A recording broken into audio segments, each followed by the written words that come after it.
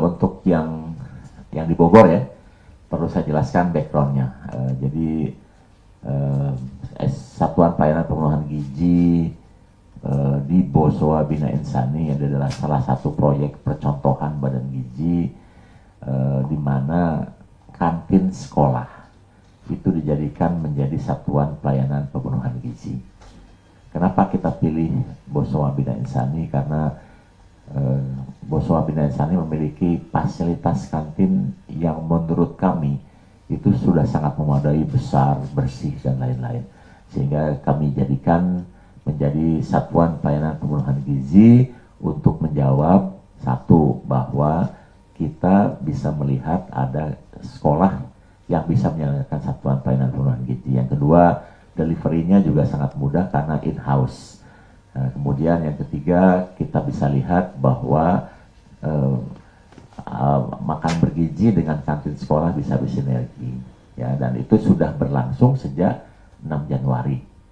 Nah, jadi sudah mulai dari awal ini menjadi proyek percontohan dan sejauh ini kan baik-baik saja ya, aman sampai akhirnya terjadi pada hari Selasa kemarin. Dan kemudian kejadian di Bogor ini dibandingkan dengan kejadian di Cianjur, di Sukoharjo, di Bandung, di Tasik, di Pali termasuk yang berbeda. Kenapa? Karena di tempat lain itu kalau kejadian konsumsi makan di pagi atau siang hari, maka reaksinya akan terjadi di sore hari. Kemudian kalau ada yang perlu ditangani menginap, rawat inap, kemudian sehari 2 hari kemudian setelah selesai. Nah, yang di Bogor ini agak slow reaksi, jadi reaksi lambat.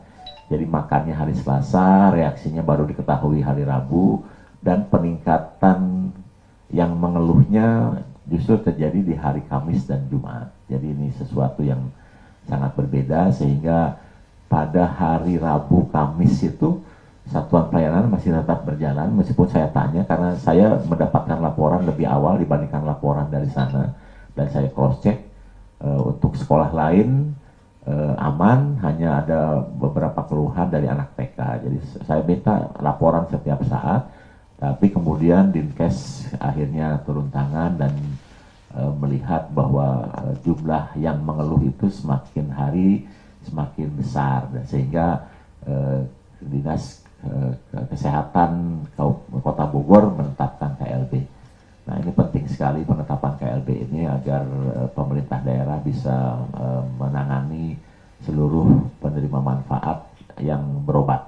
Itu penetapan KLB untuk seperti itu. Dan kami sudah cek bahwa penyebabnya ini sudah keluar dari lab, bahwa ada apa istilahnya kontaminasi salmonella dan E. coli ya, dari bakteri itu ada di air, ada di bahan baku di telur, dan juga ada di sayuran.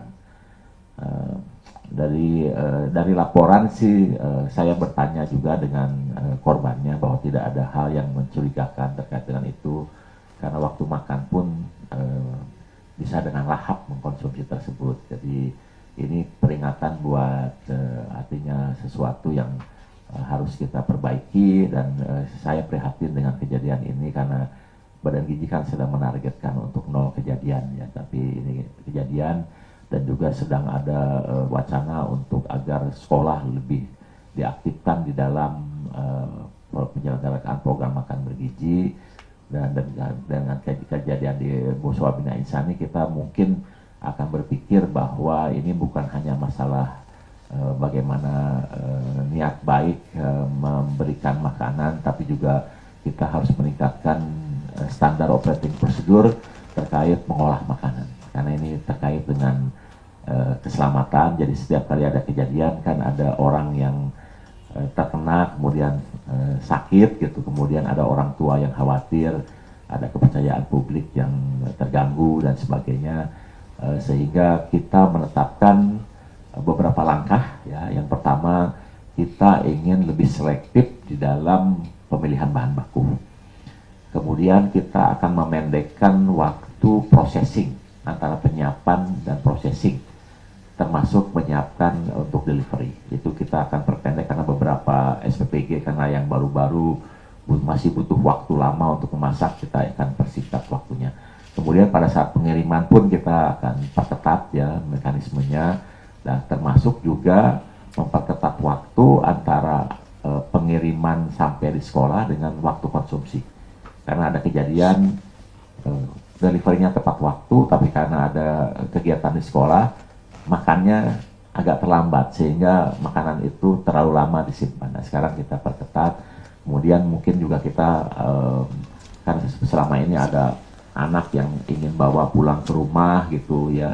Nah, ini mungkin kita sudah akan harus perketat supaya tidak terjadi, karena masakan ini kan ada batas waktunya untuk dikonsumsi.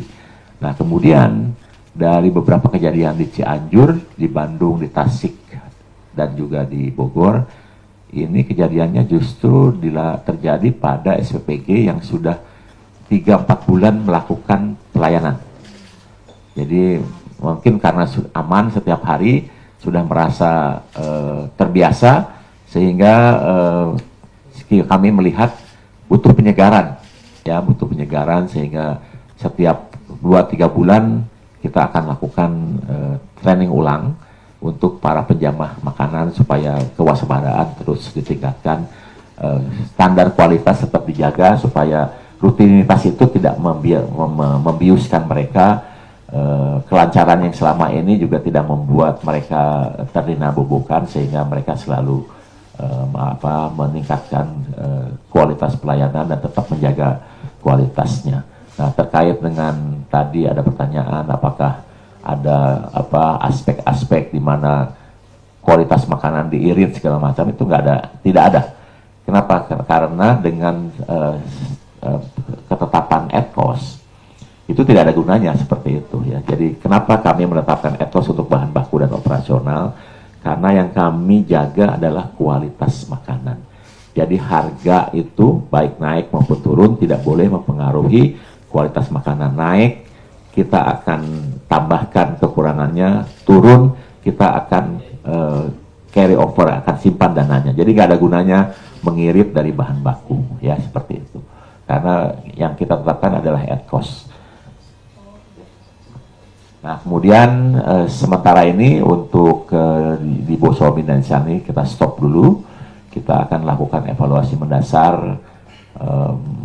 Inspeksi sudah dilakukan, misalnya ada keinginan meningkatkan aspek higienis di satuan pelayanannya, meskipun kita sudah lihat bahwa itu salah satu kantin yang paling bagus lah di Bogor ya, yang dimiliki oleh sekolah, tetap harus dinaikkan kelasnya dengan mengikuti standar badan gizi.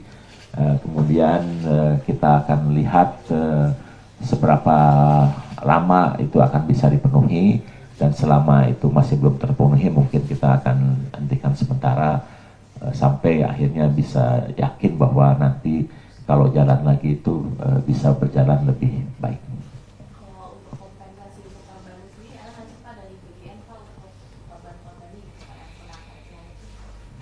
Ya, untuk sementara ini kan kita handle, pemerintah yang menghandle terkait biaya pengobatan ya.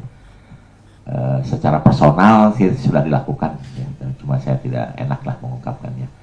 Jadi ada beberapa pasien yang kita datangin, kemudian ya bukan dari BGN lah, sementara ini dari personal ya, dari personal, karena kita sedang mencari mekanisme bagaimana kompensasi untuk hal-hal yang seperti ini, karena tidak pernah terpikirkan, karena kami kan tidak menginginkan ini terjadi, kami inginkan yang kejadian, tapi secara personal kita sudah lakukan. Contoh misalnya seperti yang di Cianjur gitu, yang ada misalnya salah satu orang tuanya penjual bubur ya, nanti 2 hari di rumah sakit tidak jualan ya, secara diam-diam kita berikan kompensasi untuk ketidakjualannya itu.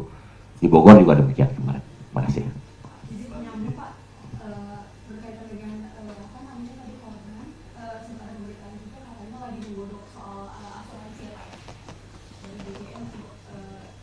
Ya gini, kalau asuransi kita sudah bekerjasama untuk para pekerja atau relawan yang terlibat dalam program makan bergizi dengan BPJS TK ya. Jadi seluruh pekerja ini kita berusaha untuk lindungi agar mereka merasa aman dan nyaman bekerja di satuan pelayanan pemenuhan gizi. terkait dengan asuransi untuk penerima manfaat ini masih dalam wacana ya.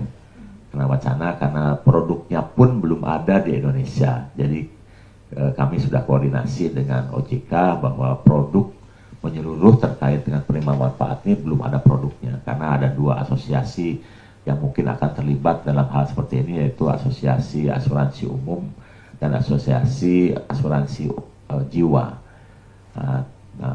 Kita belum secara detail bagaimana mekanismenya, kemudian berapa besar premi yang harus dikeluarkan, jadi belum sampai ke arah situ. Dan terus terang kita kan belum secara intensif juga berbicara terkait dengan ini dengan Pak Presiden ya. Jadi nanti apakah diizinkan atau tidak, atau ada mekanisme lain, ini baru kita sedang melihat. Ada usulan dari Komisioner OJK untuk melihat peran asuransi di dalam program makan bergizi. Jadi baru tahap itu.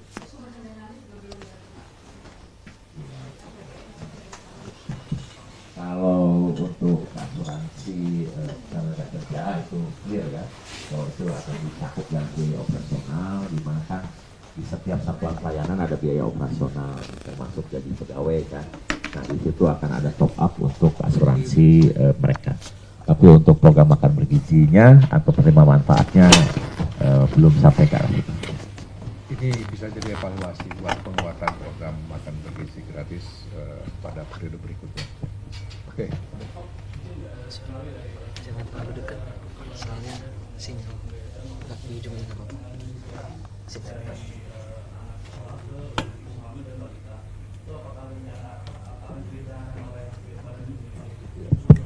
Bukan usulkan, beliau melihat 1000 hari pertama penting sekali karena memang beliau kan memang berkecimpung di bidang itu selama ini, dan itu sudah di-cover dalam program makan bergizi. Seperti diketahui bahwa penerima manfaat program makan bergizi itu kan ibu hamil, ibu menyusui, anak balita, kemudian anak sekolah dari PAUD sampai SMA. Jadi sudah tercover di situ. Jadi sudah bukan sesuatu yang baru. Oke, baik ya.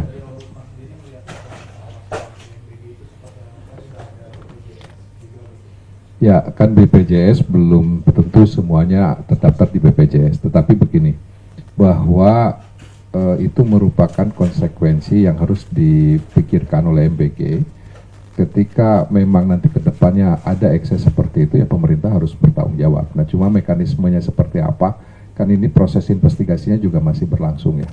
Nah, tetapi yang jelas Ombudsman akan memberikan saran-saran dan memantau isu ini, dan nanti akan memberikan saran terkait persoalan ini, solusi ke depan harus apa. Tetapi intinya ya pemerintah harus bertanggung jawab karena ini program pemerintah. Nah, yang sakit ya harus tangani dulu dong. Ya, jangan dulu saya bawa orang sakit, diributin siapa yang bayar, tangani dulu. Apalagi ini anak-anak siswa kita gitu kan. Ini program pemerintah, saya yakin pemerintah juga tidak akan tinggal diam dalam mengatasi persoalan ini. Ya.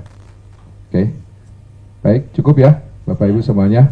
Terima kasih dan nantikan update pengawasan Ombudsman setelah kami nanti melakukan uji petik di 34 provinsi. Mudah-mudahan bisa secepatnya. Terima kasih. Wassalamualaikum warahmatullahi wabarakatuh. Waalaikumsalam.